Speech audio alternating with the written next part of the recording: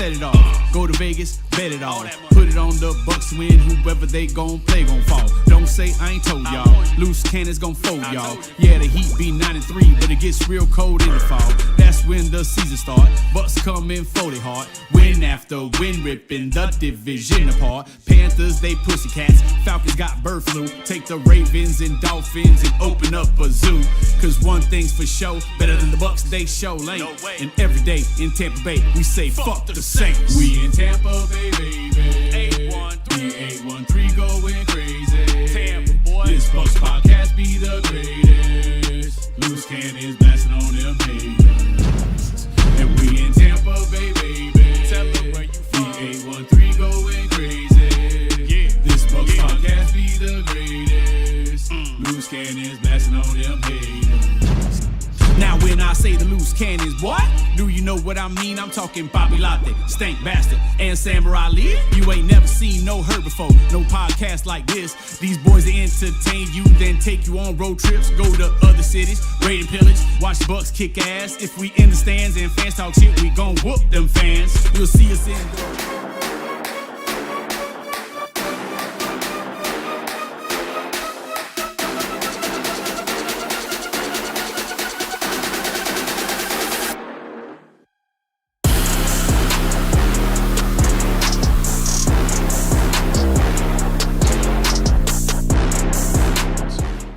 What is up, Bucs Nation? It is Friday, October 10th, 2025, and you are watching the Loose Cannons podcast. I'm your boy, the Samurai Ali, hanging out with my lovely brother, my brown brother, Poppy fucking Latte, the only Dominican I know who could pass as Arab.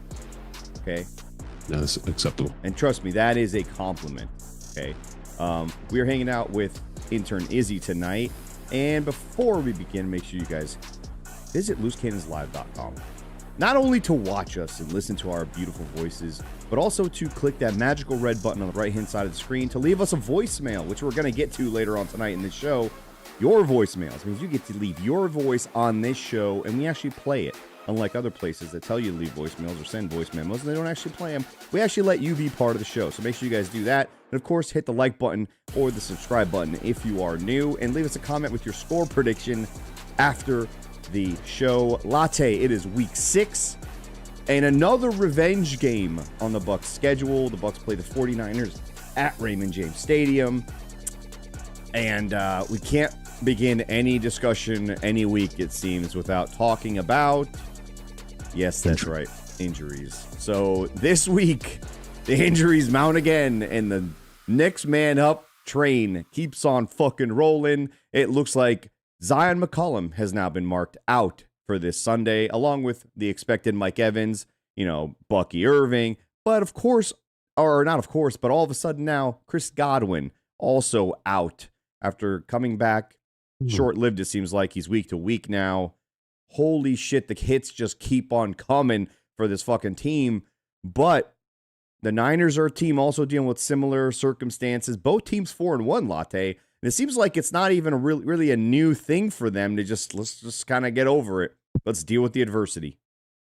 Essentially, dude. I mean, this team's been dealing with this since the beginning of the year. The Niners as well, right? It's like a twilight zone, a weird area to be in, right? Like a weird, like other dimension. Like everyone's hurt except Christian McCaffrey. Doesn't fucking make sense. What?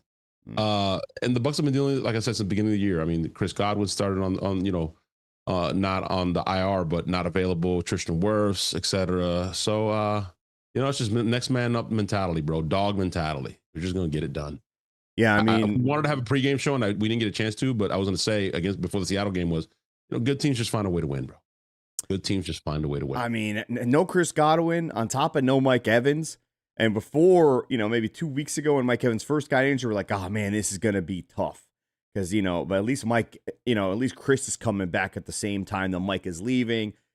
Mecca doesn't necessarily have to be the only. I mean, it looks like he's obviously going to be fine, but it's just, I anticipate a high play action type scenario like we saw against the Seahawks, in my opinion. Rashad White is playing as the starting running back, so that opens up that avenue for the offense to kind of function in more of a play action set. He'll be able to run the ball, catch the ball. He does a lot of good, pass pro, obviously. but this is going to give more opportunity to Tez Johnson, who looked ridiculously good against Seattle. We're going to see more Sterling Shepard, who I'm now confident in. I was going to say the same thing. Like, I'm excited to see a little more Tez. He looks like literally, Stank said it, like vapor out there, like he's untouchable, super twitchy, like just controller game, weird, just change of direction, acceleration, just super cool. Ibuka is just Ibuka, dude. Like, he's just Ibuka. Don't have to talk about him. You don't have to, there's nothing to say. Your boy Shep, obviously, Baker set out the game. Oh, reliable, right? Mm-hmm. Oh, reliable. It's the Red River rivalry this weekend. You think those guys are going to fucking go out there and lose? Are you kidding me? After Oklahoma steamrolls Texas, are you fucking joking? They're going to come out ready. And by the way, there are other guys in the practice squad that might get elevated or might not, who we've had to rely on before. And Miller and something like that. I mean, the one thing too, Josh Williams, that, running back they talked up so much in the offseason and preseason, he gets a chance to finally play last week. Now all of a sudden he's got a concussion. So he's out. So now you're looking at right now, currently, okay, active roster-wise, it's Rashad and 44. What's Sean Tucker. Sean Tucker, right? That's it. That's the only active running backs on this team right now. So I anticipate Owen, the guy that they had in the preseason, is going to be elevated at some point before Sunday, so he'll be that third running back. But now you're taking Tucker off of kickoff return. You got Cam Johnson, who probably going to play more wide receiver than anticipated, so he's probably not going to be the guy returning punts, which he's done a very good job of to this point. So, I mean, it's just like another they're just playing, what's that game with all the fucking chairs? Musical chairs or whack-a-mole, whatever you want to say. Bro. Whatever. Jesus. Hungry Hippos? They're playing Hungry Hippos. Hungry Hippos, basically. I mean, it's just like, I guess we're just all going to go out there. But you know what, man? That's the beauty of having a Baker Mayfield. Because Baker doesn't necessarily care, right? You're open. You're in that spot. You're supposed to be. The ball's coming to you. I mean, we've seen him throw the ball to Ryan Miller in clutch, moments on a third down, and it converts. So I think that's kind of the glue right now for the receiving core. Now, on the other side of the ball. We haven't mentioned Crash Dummy Cade either, bro. I mean, Dummy Cade, he carried us last year for a stretch there, bro, with no Chris and no Mike. He kind of did in Seattle for the first quarter. He did. He got the offense going. I'm just saying. Yeah, he's going to be fantasy tip. Start Cade. That's a good option too. On the other side of the ball, no Zion McCollum would worry me if this was last year. No Benjamin Morrison back either. But Jamel Dean is back. So now they're playing fucking musical chairs of who's starting on which side. You got Parrish. It looks like they're going to keep on the outside. And Izzy apparently looks like he's going to be back. So that, again, allows the Tyke Smith, Izzy, and Parrish kind of, rotation or flexibility that they have between those three guys to kind of make up for that. No Zion. I guess he was seen with a cast on his thumb yesterday. Yeah, which is weird because the procedure supposedly took place before the Seattle game. So it's like, wait, what? I mean, maybe he took a ball to the thumb and it kind of swelled up or something. I don't know. Maybe they had to go back in and who knows? I just know that at least they finally have the depth there for it to be okay, an okay pill to swallow. You're going against a Niners team that's missing every wide receiver on their roster, it seems like. They don't have Kittle. So kind of a deep breath moment of, all right, we're the one team that maybe this is okay against right now for us to have. Thank God we're not facing a team with starting core outside, a tight end that's going to kill us. But I'm confident in Parrish. I like the kid, man. So I think it's just more opportunities for him to grow and show what he's made of on the outside. I agree. And no Ricky Pearsall, no Jawan Johnson, no George Kittle. I mean, it's Christian McCaffrey, bro. It's Christian McCaffrey. The Niners have had our number, right? Schematically, they've taken it to us a little bit. So we owe them one, bro. We owe them one. I'm looking forward to the game. Yeah, I think the next topic is Bucs better be ready for a big, steady dose of Christian McCaffrey. So steady, heavy dose. Yeah, I mean, he's been basically the entire offense for the last few weeks. I think something like he touches the ball 65% of the time on offense, whether it's a run or catch. He's not running the ball extremely well. I think it's just over 3 yards a carry, but he's touching the ball a lot. And we saw what Bijan Robinson did to us out of the backfield. We saw what I can't remember who the next. It seems every week for the first few weeks of the season, a running back was catching a massive play against Servassier Dennis down the field. Who was the other guy who did it? Was it Nick Chubb? Football. Was it Nick Chubb? Oh, it was Nick Chubb. I know. It was Mark Woody, the second running back from Woody Marks. Yeah. whoever it was. The Bucs better be ready for Christian McCaffrey in every scenario that Shanahan could dream up, which is getting him the ball on screens, passes out of the backfield, lining him up at wide receiver. We're going to try and see what Jacob Parrish is made of, or whoever's playing the nickel position better be fucking ready to cover that kid. So I think that's the biggest key for me. I don't know if you agree or not, Latte. You stop Christian McCaffrey in this game, I feel like you're going to have a pretty decent day in terms of figuring out a way to win this game. I would tend to agree with you. I mean, that's usually the recipe with them anyways. Just you got to focus. He is a Swiss Army knife, right? He's a problem, runs routes out of the backfield like a receiver, great running back. No rushing touchdowns. Interesting though this year for Christian McCaffrey thus far. But listen, I'm quietly confident, right? I'm not saying I have LD or anything, Sammer, but every time we think we have it figured out, we don't. We should win this game, dude. As injured as we are, they are more. If that's even possible, somehow they are more injured somehow. Yeah. Including their starting quarterback, which I think Mac Jones is better. Awkwardly, I think he's better. But yeah, it's going to be the Christian McCaffrey show. We should be able to shut down the run like we usually do. Just got to watch him out of the backfield, dude. I think that's the only way that they could possibly exploit us. And I believe Michael Pless in the chat of Real Bucs Talk, great channel, by the way, he says the Bucs should just flood the underneath zones and just make Mac Jones go deep. And I agree. I can't name the receivers that they're going to be trotting out right now. I have no clue who these guys are. When we get to the game and we see them, I'm still not going to know who the fuck they are. I'm going to be calling them by their numbers. I would tend to think that they probably aren't going to beat us deep, and I would just say, go ahead and try. And if they do, you tip your fucking hat, and you say, Mac Jones, you somehow made a good throw, which you're not good at down the field, and somehow these wide receivers made a catch and got open down the field. We're not decimated at corner in terms of like the starters being out. We got Jamel there still. Jamel's playing pretty damn well. So, yeah, I think playing good ball, bro. Keep everything underneath, under wraps, and just kind of like, that was the thing that was interesting is last week when they played the Rams, everyone was like, why aren't the Rams blitzing? Why aren't the Rams blitzing Mac Jones? And maybe that's what the Bucs end up doing too, not blitzing him. I'll just kind of sit back and be like, all right, figure it out, dude. And see if the pass rush can get to him. We've played that game before though, man. I don't want to die by 1,000 cuts, but I don't. I don't think he's that good. We kind of did it last week. Darnold was dialed in. Obviously, he was playing at a different level and different set of weapons. But look what happened when we blitzed. When we finally blitzed.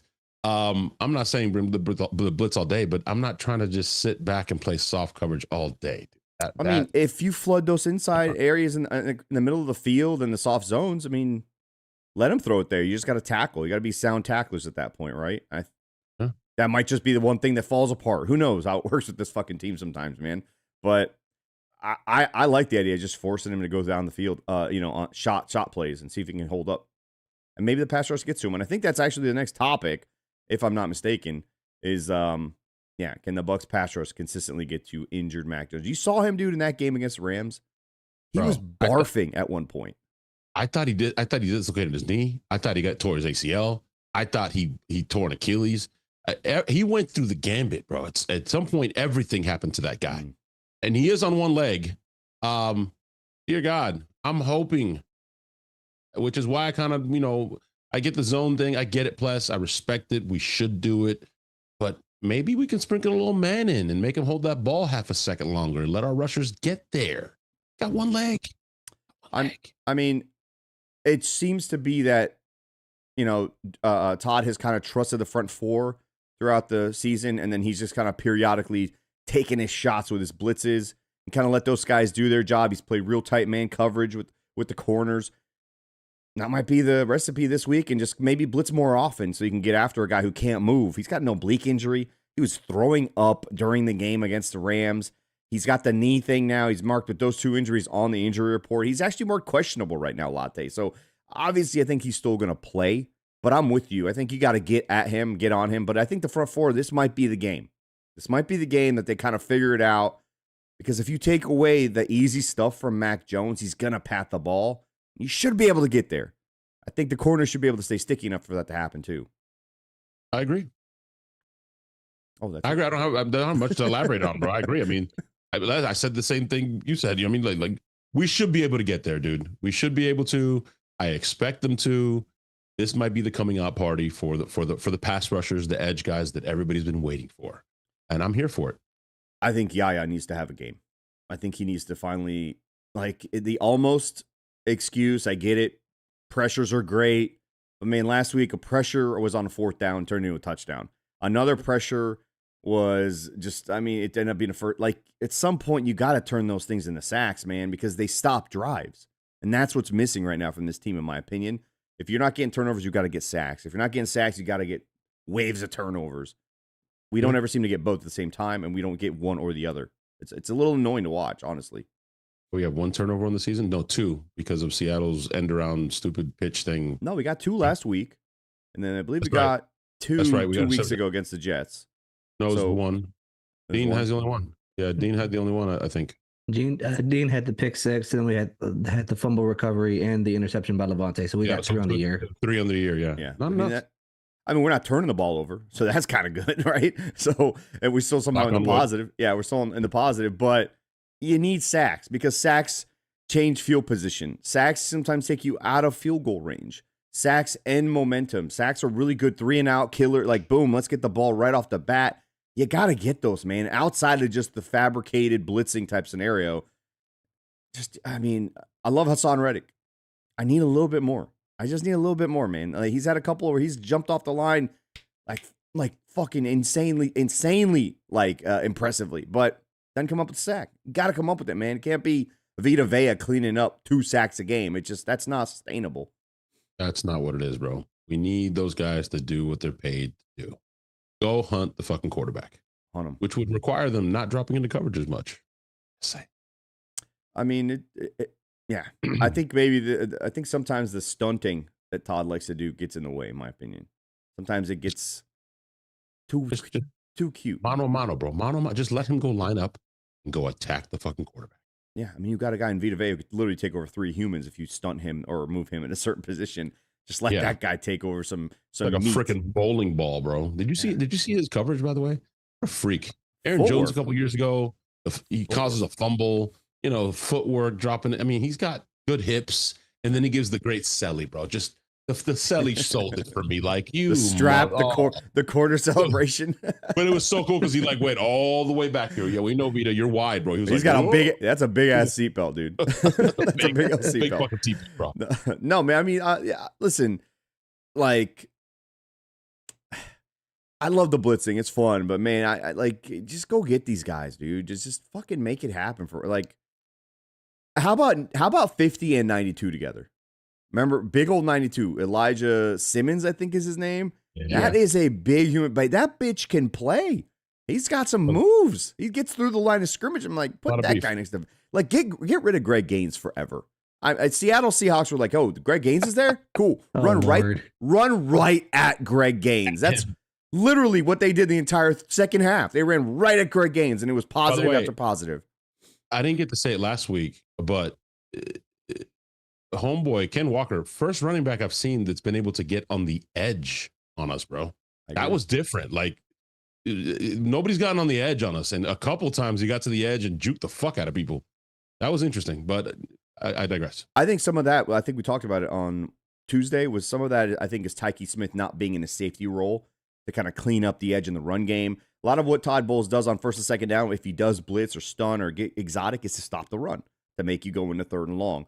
And which, again, in this game, you keep Mac Jones at 3rd and long, I'm willing to put some money down that will come out on the other side of this. But Shanahan is he's kind of been the one guy that's always had Todd Bowles' number, it feels like. Him and McVay, both of them on the fucking West Coast there. I think they're like fucking brothers at this point, how long they've known each other and shit. Both started here. Both started here in Tampa. Yikes. Hey, don't mean to interrupt. Sorry, don't mean to interrupt, but we do have a super chat here by B Shuck, $20 super chat. It's a great, fun time to be a Bucs fan. It absolutely is. It absolutely is. Yeah, I was at the barbershop today, Sammer, and one of the young barbers was like, we won, but like, why does everything got to be like a 3-point game? I'm like, Jesus. Come on, dude.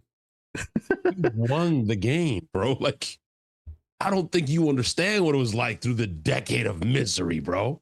Let's enjoy the fact we're 4-1, guys. I'm fucking hyped. I don't care how we did it, but we did it. We're here. By the way, we're only going to get healthier. I hope, for goodness sake, Jesus. Fingers crossed. You don't please. get extra points at the end of the year for having a better point differential than another team. Okay. Yeah, this isn't college football. You need style points. There's nothing stylish about a win. It's a win. There's 17 games. Okay. You got as many as you can. If you get them on accident, no one's fucking not celebrating. You get them as you can fucking get them because they are fucking tough. They are tough to get. Okay. It's not college football where you could blow out our opponent for 10 straight weeks. It doesn't happen. I don't think it's ever really happened in the NFL. You take them as you can get them. And yeah, Latte, you're right. I would take a 2-point win or a half a point win over 13 fucking losses any day. Yeah. Any day. Yeah. I had season tickets and I went to the stadium knowing we were going to fucking lose. I just went to watch Mike Evans in 54. And that was it. It was like, okay. Yeah. I didn't see one win at home. And now we have people saying, well, yeah, I wish we could have won by more. It's like, what the fuck is going on? Dude, what is going on? I used to sell my season ticket and I would buy a ticket to go yell at Greg Schiano every home game. That's all I did. I didn't know the score. I didn't watch the game. I just stood there and yelled at Greg Schiano exclusively behind the Bucs bench.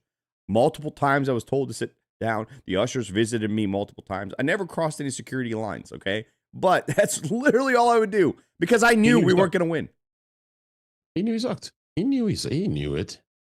Ah, God, dude, I fucking hated that. God damn, I hated him. God. Toes on the line. I just couldn't stand it, man. It's just unfucking real. We touched a little bit on Emeka, Latte. And in most scenarios, when you get a rookie quarterback rookie wide receiver, and, you know, the injuries around him start happening, and you're like, man, we got to ask this guy who's a rookie to grow up really quickly. Emeka didn't really need to grow up, did he? I mean, this guy came in fucking ready, dude. Like, I'm not worried at all that Mike is out and Chris Godwin is out. We have wide receiver 1 right there anyway, which is crazy to say because when Mike comes back, Mike is clearly wide receiver 1, but we have wide receiver 1 right next to him as well in Emeka. So I just felt like this deserved its own topic, and just he's been so ready to be that guy that in this moment where everybody around him is somehow not able to play, it's not that big of a deal. And the Emeka and Baker show is going to continue to roll on this Sunday against a Niners secondary that I don't think can handle him. It doesn't make sense, dude. I mean, so polished, so just savvy, like veteran. Like, it doesn't make sense, bro. This guy's a rookie. Fucking rookie. How's that draft pick working out now, guys? Huh? Everybody lost their shit and wanted a pass rusher that ended up going in the second round. Like, I'm here for it. I love this pick. It's pretty cool that we're seeing the future unfold, and we still have the present. We're still living in the present with Mike. Chris a little banged up, but with Mike and Chris, when they're all on the field at the same time, holy shit. But I agree with you, Sammer. I think the Emeka and Baker show rolls on. Kid, just the polish and the nuances that he runs his routes with, he's in his bag right now, bro. It's not just and, that, and shout man. out to Izzy. Izzy called it. He said it. He said this kid. It's not just that. His IQ is the differentiating factor in this. Like, Baker told a story the other day where Emeka corrected him in practice on when they were looking at some play that they had called. He corrected him. The rookie wide receiver corrected the quarterback, who's a vet. Okay, big balls. And Baker said he was right.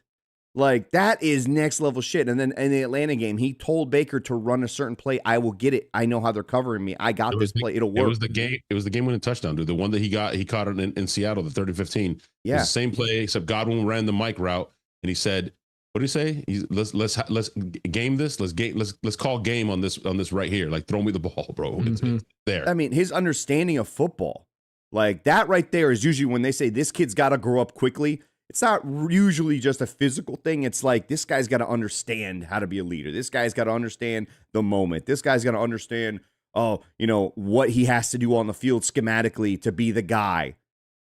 He has that, which is kind of fucking crazy, man, as a rookie. I mean, this is a weirdly unprecedented season for the Bucs, right, Latte? We have possibly the offensive rookie of the year. I don't think we've ever won that. Possibly Warwick Dunn. I don't recall. But we've also got Baker Mayfield, who's now in the MVP discussion everywhere. We've never, That's crazy. never had an MVP in Tampa. Like, not even an MVP discussion in Tampa. Never. Not even when we had Tom Brady, they didn't give him any flowers to be an MVP in 2021. Should have been one in 2020 or 2021. I got to give it to him.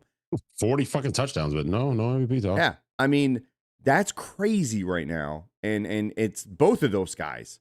And Baker and Mecca. Dude, this is going to be a fun weekend for me, I think. Or for you and I, both of us. I mean, maybe staying too. I don't know if he's going to the game. But this is going to be fucking fun to watch, especially with what I think Grizz has unlocked some shit finally. Grizz definitely called the best game that he's called all season last week. He was feeling himself. He was in his bag as well. I know I said that about Ibuka, but he is as well. Lot more play action. You and I were talking about that at the game. And I think Baker had no incompletions or maybe one in play action. It was pretty stupid. Play action works, folks. It works. Even if you're not running the ball well, it still works. Use it. Yeah, I think in this game too, Latte, the Niners are kind of middle of the pack in terms of stopping the run. Bucs should be able to lean on that. Hey, by the way, newsflash, can you guys run to the left exclusively? That'd be really cool. Thanks. Stop running the ball to the fucking right. Stop wasting time and snaps running to the right. Just run behind Tristan. Did you see him, Latte? 7-8. I called it out. He blocked 3 people in one fucking play, dude. In the middle of that play, he looked back and kind of said, "Let's go." Like in the middle of the play, he's looking back. He's so fucking athletic. And then on the one play, God, come on. He just kind of throws the corner, and the corner kind of falls towards Rashad. And Rashad's like, "Don't fucking touch me," and kind of pushes him as well afterwards. It's like, God damn, dude. I mean, both red zone possessions the Bucs had, they went to the left side, pitched it, and said, "Go get a touchdown." Tristan, go fucking pave the road, buddy. And he's such a stud, dude, and he's back. He's like, whatever rust he had, it fucking shook off pretty damn quickly, man. And I think the Bucs are really going to establish. This is going to be the game that they figure things out on offense and really establish that run, because this is a Niners team that struggles with that shit. So it'd be nice to see them do that, and imagine the play action when the run is working on top of that. It would be beautiful. As much as we know, we've seen the Ibuka and Baker show, and the train's going to roll on, like both of us said. I would love nothing more, Sammer, than to have a dominant running game, running game in a game for the first time this year, right? We've run it okay. We've done just enough. That makes sense. I want to fucking dominate them. Like literally just at halftime, they're just like, you know what? I just want to go back to Frisco. I'm done, coach. Pound the rock. Right down their fucking throats, pun intended and not intended, however you want to fucking say it, pause, whatever. Right down their fucking throats, dude. A dominant running performance. That's what I want to see. You know what I'm saying, Sammer? You feel that? You want to see that even first time this year? Even when Tristan wasn't in the game against the Houston Texans, we did really well running the ball to the left side behind what? An athletic left tackle in Graham Barton. Okay, so like the recipe's there. Heck, love him as a run blocker. I think he's more than capable. But Haggard next to him, Haggard the fucking horrible. Okay, he did okay, but that man they can't run block on that side. Like you have Levante David. Like you know how many teams would be knocking down doors to get not Levante David, Tristan Wirfs, a Tristan Wirfs type guy on the offensive line. You run behind those guys. You have a dude like that, you run behind him. I mean, the Niners run behind Trent Williams. I mean, when the Browns had their guy, they ran behind that guy. Joe Thomas. Yeah. Run behind your dogs. Why wouldn't you? Especially Tristan. He's fucking Hall of Fame, all-worldly type guy. This is one of the best left tackles I've ever fucking watched play. Sorry, this is one of the best football players I've ever watched play football. That's how fucking good he is. He's insane. It's not fair. Not human. I've used all the cliches, man. Hall of Famer. It doesn't make sense.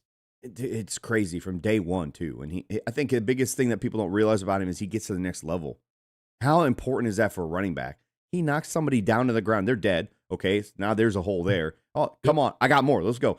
You want a third one? No problem. I got another one. No problem. Like, if that run, it wasn't so close to the end zone, they'd still be running behind Tristan Wirfs right now. Him and Rashad. They'd still be running right now, all the way back to Tampa. It'd be one of those Madden type plays where you just kind of zigzagging down the field and Tristan, just fucking around. That's how well he blocked that fucking play, dude. And they knew what was coming. You forgot to reiterate the fact that he got the guy at the second level. Then he got the guy at the guy at the first level. Then he got the guy at the second level. You forgot to re-mention that he looked back and said, "Rashad, come on, man. Like, what are you waiting this for? way. What are you waiting this for? way, bro? Yeah, don't worry about him. No problem. No, I got him, bro. You don't have to come back. It's okay. They could have sent 12 guys on that side. It wouldn't have mattered because Tristan Wirfs was right there. No, in all seriousness, though, that should be the game plan this Sunday, man. Run behind Tristan Wirfs. Fuck that shit on the right-hand side. Give that to Tucker. Give Sean Tucker the right side handoffs, right? You got to run to both sides, obviously, to keep everybody.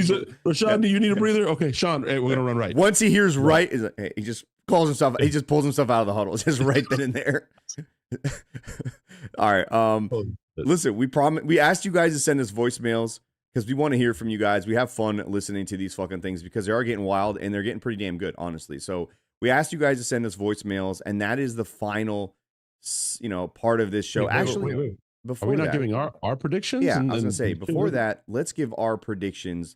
Latte, give me 2 keys to the game and a score prediction.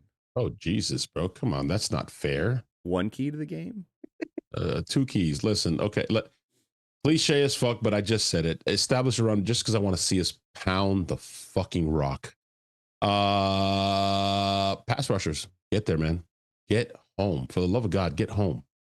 Get home. Don't make Todd have to produce or create the pressure. Get home and let us sit back in coverage and pick this motherfucker off. Okay? Score prediction. 24-13 Bucs. All right. I'm with you on the keys, man. I think force Mac Jones into some turnovers. Make Mac Jones pat that ball. And I think you get to him, you should be able to get a sack fumble at some point, or just make him throw the ball in the tight spots that he doesn't want to throw the ball into. That's not his forte. Make him go down the field. Down the field shots against guys that aren't open are usually easy safety interception type opportunities. And we got Antoine Whitfield Jr. back there. I think it's time Antoine gets that interception for the season. I know they took one. He had one. That was a bullshit call. Yeah, they stole it, so I think he gets it back this week. And like you said, man, establish the run in this game, please. I mean, and that doesn't mean run on first down, Grizz. That just means establish the run. Set up the run using the pass, whatever it is. But that play action game, with or without the run, establish the run, man. Just run at these guys, tire them out. They're coming down to Tampa. I know they're from the California area, so it doesn't really matter too much the heat. But man, they're traveling. They're traveling West Coast. They're losing hours. We're not gaining them what happened. We just did it. Yeah. I'm still recouping. We're just talking about I'm fucking exhausted from Seattle. That shit's tough. That shit's tough. And they're already not a great running defense. So go at them that way. And that's how I think that it'll open up a lot of things. And I've been a proponent of Rachaad White opening the offense because of his ability to do 3 things rather than 2. So that's a big part of it. My score prediction, 31-22. I think it's 31-22 game. I think the Bucs finally have a comfortable win. and even then, you might still have some tight assholes in that fourth quarter because it's not really a massive gap there. But I think the Bucs should be able to hold their own because I don't think that as great as Shanahan is, I don't think he has the horses to be able to hold up and score for score with the Bucs like the Seattle Seahawks did. They had a dude back there, a quarterback in Sam Darnold. I don't think they have that in Mac Jones. Sorry, Mac. I know Mac, if he goes 4-0, apparently he hits some sort of incentive on his contract. Not going to happen this week, buddy. I'm so sorry about that. Maybe next week you'll hit that 4th win, you get that incentive, but not happening in Tampa. Why not? Listen, interns, Vixen, you're in the chat there. Listen, can we keep track of these? We should start keeping track of these because we just throw shit up against the wall and then we come back Monday and we're not held accountable. I've been right every week. Let's see how close we are to our score predictions and bold predictions, et cetera, and keys to the game. Do you have a bold prediction? You have a bold prediction? I think Hassan Reddick gets a 2-sack day. As a nice little dominant afternoon. As a nice little dominant afternoon. You have one? I'm going to go way off the grid here. Okay. Cade on 3-touchdown afternoon. I'm talking like this is like 3D, 4D fucking chess here, but hear me out. $1 wins $25,000 on Hard Hear me Rock. out. Chat. If you know what I'm doing here, hear me out. Uh-oh. Catches a touchdown. Vita gets a fucking pick when they're targeting McCaffrey. Okay, I like it. Vita's gonna get a fucking pick. I'm telling you, he prides himself in that shit. He's got great fucking footwork for a man his size. That doesn't make sense. I still remember when he fucking almost murdered Aaron Jones. We witnessed that. It was like, holy shit, is he alive? He dislodged the football and his entire chest and rib cage simultaneously. Vita's gonna get a fucking pick. I'm just telling you. Okay. Hey, listen, Yaya should have had a pick 6 last week. Okay. Like, it's very rare the ball hits your hands and you're in the end zone as a defender. Okay. Gotta catch that, man. That's why I'm saying, like, I need Yaya to start making the plays. Being there. I get it. I cut Hassan today and I was like, damn, man. He's like, yeah, but it's hard. It's like catching Drugs Machine from like 5 feet away. I was like, so you would have dropped it? He's like, hell no, I would have caught it. I get it. No, it's a tough catch, but man, like if they gift you that, you got to take that. You got to catch those gifts sometimes, man. I mean, that's game, bro. That's game. Yeah. And we don't have heart palpitations. We're not partially ready to dial 911 for Stang. Like all those things could be avoided if we just catch that little baby pick 6. But who knows, man? We might kick it off right then and they go down the field anyway. So, oh yeah, by the way, special teams, can you fucking just tighten it up just once? Just one game, all 3 phases of special teams, please, for the fucking love of God. We didn't talk about that, dude, on our post game on Tuesday because we were talking about our trip. No. I'm not saying that. I'm saying that we talked about the returns, all that stuff, the special team laws and stuff. What I'm saying is, for as good as Seattle played, and they were locked the fuck in, how many short fields did they start with, bro? Oh, like dude. How many times they started the 50, bro, or the 48? It was like, fuck. I'll tell you right now, you cannot give Shanahan's offense 50 yards to score only. No, he's too creative, bro. He will figure it out. Yeah, you can't give him opportunities to call shot plays off those types of setups. You got to make him go 75, 65 yards, man, at least. You got to make him earn it, and you got to make Mac Jones have to earn it. If he can dink and dunk his way down the field, at that point you tip your fucking cap to him, and then you fucking tell Levante David to fire his ass up. But, I mean, you can't give him the ball at the 45-yard line. You just can't fucking do that, man. It's unacceptable. All right. Voicemails. It's time for your fucking voicemails. Right off the bat, okay? Evan T., who sent us a voicemail last week, I believe twice, and it was absolutely epic. So we're going to go with Evan T. Is this the guy that told me not to say MVP? Because we're going to fucking chant MVP. I don't care. I know we care about the Super Bowl one. That was the last voicemail. I don't think it was him. I don't think it was him. I think that was Cody. We'll see. Evan T. off with the first voicemail of the night. Hey, Sammer, Latte, and Stank. It's Evan T. First off, congrats on representing last week in Seattle. What an amazing game and beautiful uniform matchup. Now let's get into Fuck the Niners week. We got a mash unit of frauds coming into our house. The game plan is simple. Stop McCaffrey. He is their entire offense. Force that little bitch McCorkle Jones to be a good quarterback. I have been giving Cade Otton shit for weeks, and he finally stepped up last week. Hassan and Yaya, it's time for you to wake the fuck up. You are way too talented to only have 1 sack each. If you don't step it up, Light may be forced to trade for your replacement soon. Offense, keep doing your thing. Reinforcements are coming, and you guys are kicking ass. Baker, dog. Egbuka, dog. O-line, dog. Everybody else, fucking dogs. San Fran, call Smokey the Bear, because we are about to light a fire under your asses. We are so sick of losing to you morons, and Josh Hayes and Tyreek Funderburg won't be out there this time to save your asses. We are ending your win streak this Sunday. Here's the most important part. Fuck California, Full House, Baymax, Planet of the Apes. Fuck Alcatraz, shitting in the streets, and fuck Nancy Pelosi. Fuck injuries, awful special teams, and I guess fuck winning comfortable games. See you assholes in Santa Clara on February 8th at Levi Stadium. As always, fuck the Niners, fuck the Eagles, fuck the Saints, go Bucs. Wow. Great. Wow. That's high energy. I love it. Right here. That's what we need. Okay. He set the fucking bar, boys and girls. Set the fucking bar. Bruh, wow. That was epic. Wow. I was waiting 10 for out the of fuck 10. up Sammer. He said, fuck the Niners.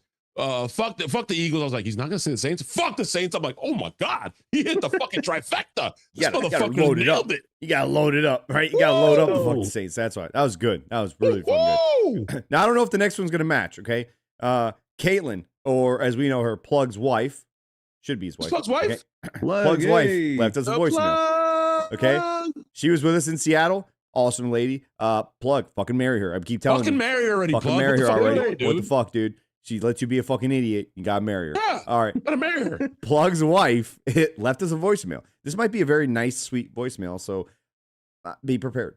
So, what up, guys? It's the Plug's wife, or I guess not wife, from Iowa. We had a great time in Seattle. It was a great game. The game was absolutely incredible.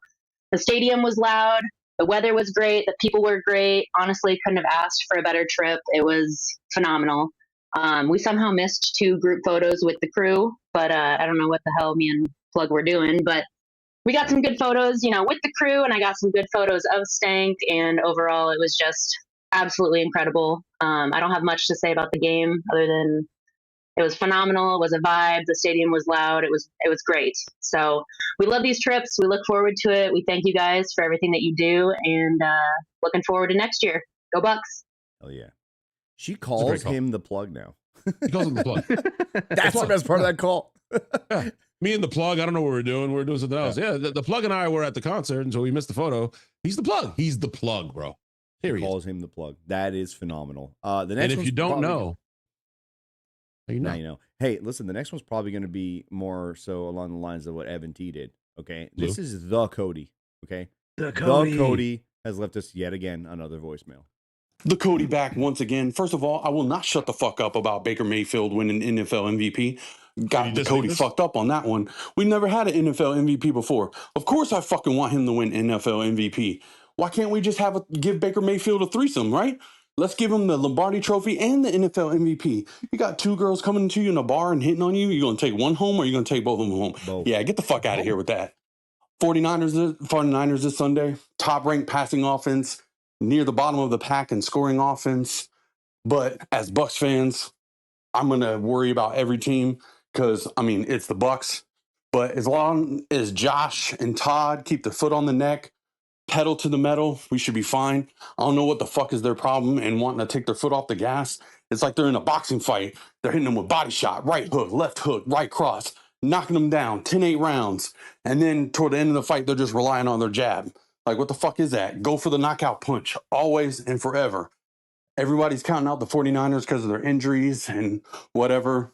They're doing the same to us. So I pay them the respect, but we got to bring the heat.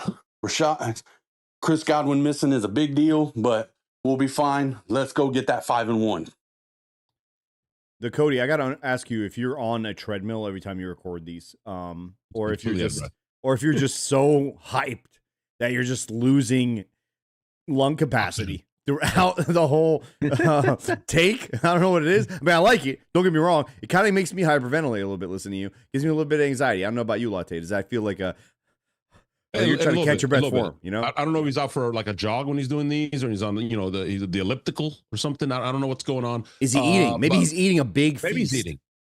Maybe he's eating the meats. You get meat sweats. Meat sweats. Listen, I'm down for a threesome. Everybody's down for a good threesome. Why not? Who would say no? Fuck. But just so you know, it wouldn't be Baker's first threesome, and probably should be a threesome behind the Cheesecake Factory. No. I will say Sam and I are on the same accord here. I want to get the MVP chance going on Sunday. Baker doesn't need any extra fuel, but just a little kiss on top. Get that motherfucker going. Just a little slap on the ass, man. That's all we're giving him. Just a little slap on the ass, right? When they call his name out, if they introduce the offense with a little MVP chant, okay, and then we'll tell him he fucking sucks the entire game, okay? So he fucking is always fired up. We do need to figure out a way to get a heckler to the game every Sunday to heckle him. Okay. I didn't know that was a thing, by the way, until some of the guys told me that guy's been there for years, bro. So we need a guy specifically to heckle Baker at the Bucs games. We need a Bucs fan. Anybody in the chat want to? We got some people in section volunteer. 119. We could do that. We need somebody in section 119 to volunteer. Take one for the team. Okay. Bring a T-shirt of the opposing team's colors. Okay. You can shred it after this every single week. Baker, you fucking suck. And just heckle the shit out of Baker. Okay. Just Baker. So he goes at you, and then boom, he's ready to fucking. You see how dialed in he was after he heckled the guy? I think I need that every week at this point. Listen, it's Baker's quote. It's not mine. I'm not making it up. He was probably bricked up, bro. He was like, I'm ready to fucking go. By the way, that same heckler, he went after Levante too. I know. Me too. Levante probably just smiled at him. Yeah, Lamonte's like, Yeah, okay. Yeah, do whatever you want. All right, next one. Hey, everybody, lower your speakers. volume. Yeah, lower your volume. This is Brother Lou. Okay, Brother Lou's probably going to shatter your eardrum here in a second. Who's Cannons? What's up, my brother? It's your brother Lou. I'm here, man. I'm here, brother. Dude, we got the fucking San Francisco 49ers coming to town. Woohoo! Fuckers. Those bastards, man. They're 4-1. They got fucking injuries. Fuckers. Just like we do. But fuck, man. These bastards always fucking manage to fucking find a way to beat us, man. Not this Sunday, bitches. Not this Sunday. But the boys are coming to fucking play. They're coming to play. Yeah. They're gonna leave no fucking doubt. My boy Vida, he gonna sit in the middle of that fucking line and have himself a bowl of fucking rice-a-roni, the San Francisco tree, toot-toot, motherfuckers. That's right.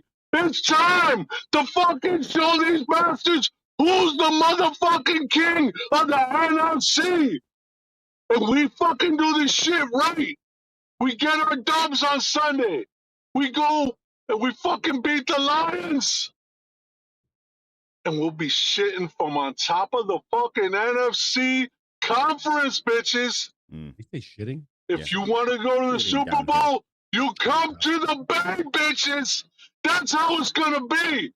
Mark the motherfucking tape and let's fucking go. Wow. I love how he hangs up mid-go. Go!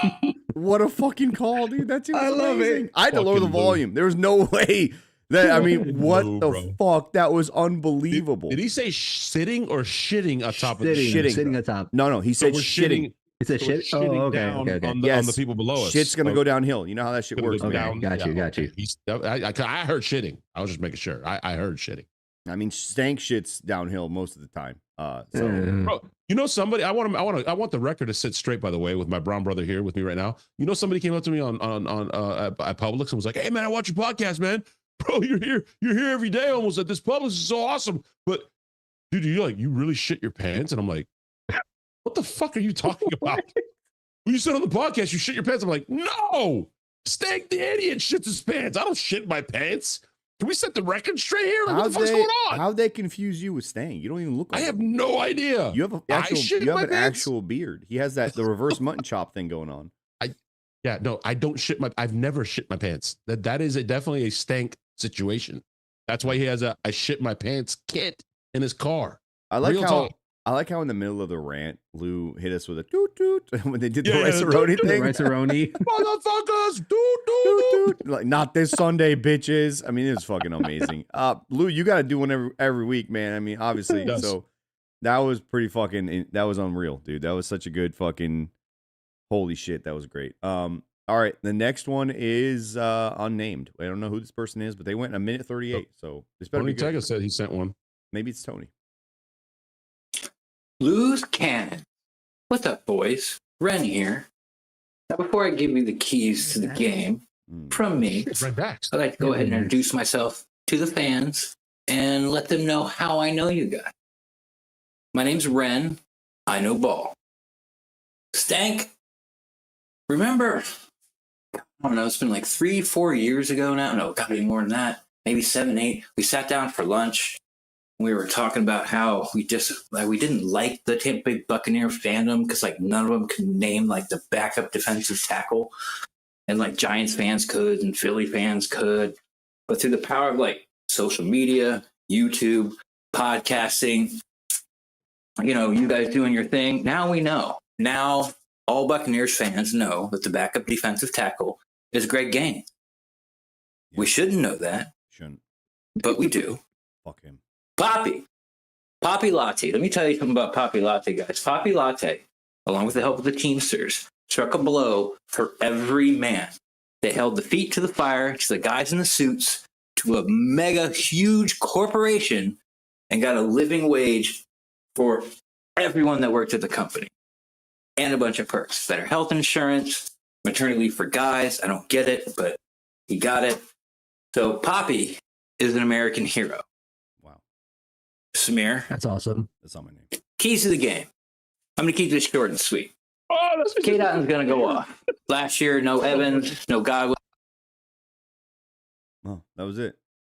I don't think he. No, there was more, dude. No, that was it. Honestly, 138. Stop. I don't think he realized there's a 140 limit on there. Should I make it son longer? Of a bitch. Yeah, Ren, you got to redo your voicemail or something, dude. It does. He did. Ren, please send another one. Obviously not right now, but you son of a bitch. We still got more though.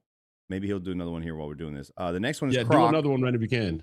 The next one is Croc, Stank's #1 fan. He wrote. All right.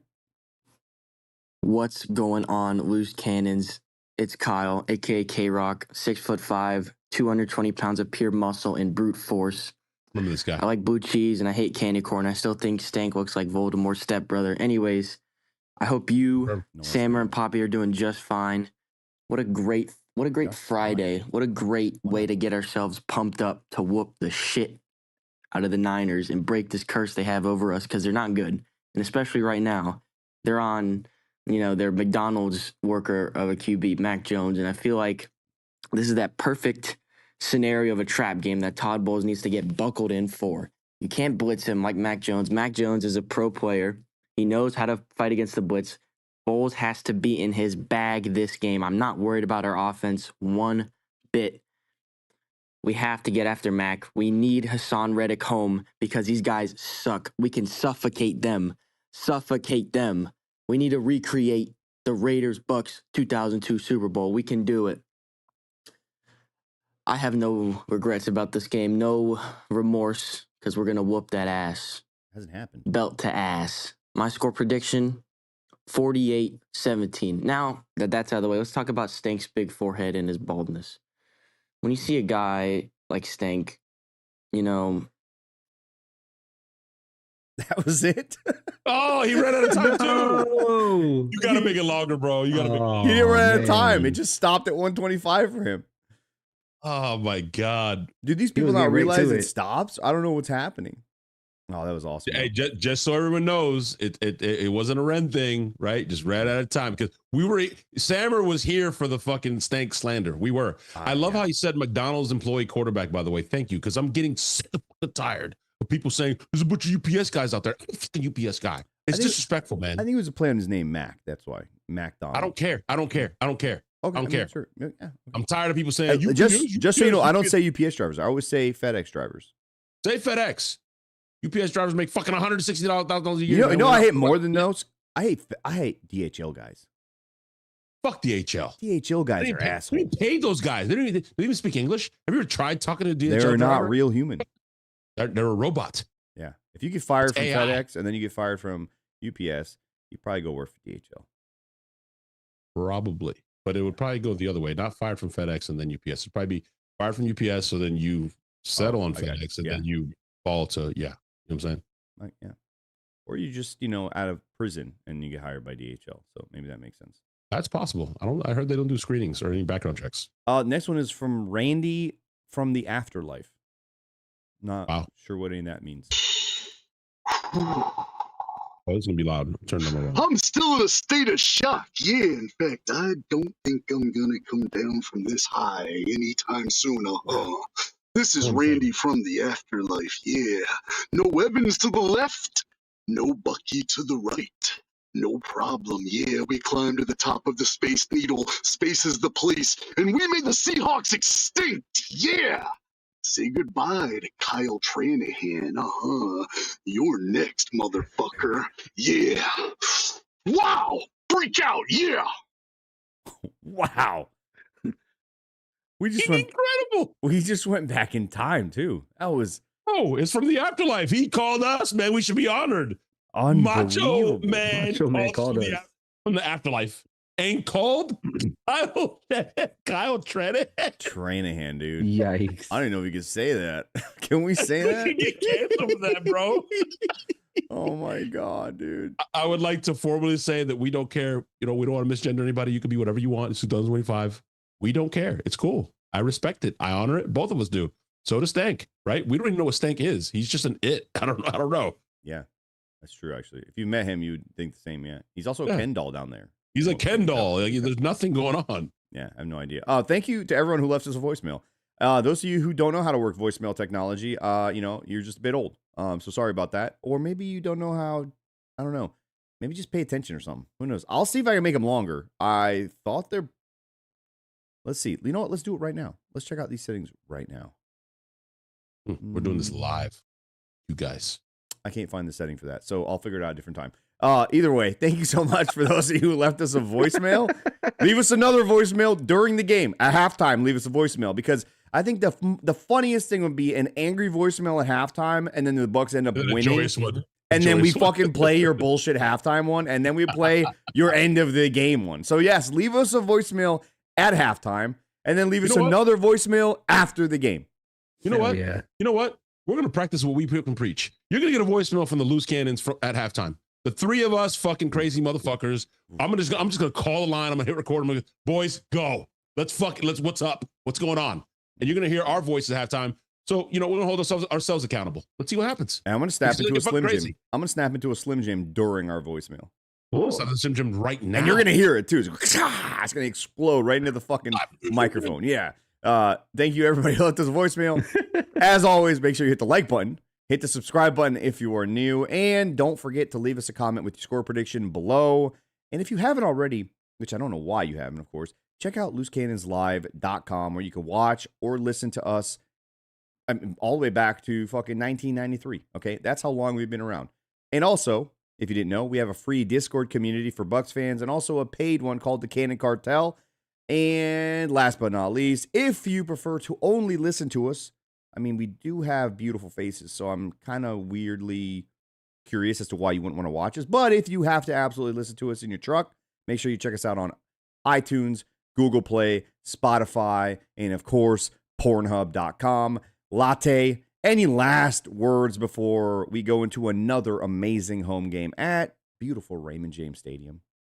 No, I was just thinking about that. Like, we have been doing this since 1993. It's kind of crazy. We were doing this on dial-up. It was different times, bro. Way different times. Yeah. Wow. Other than that, I got nothing besides Kyle Tranahan. Go Bucs.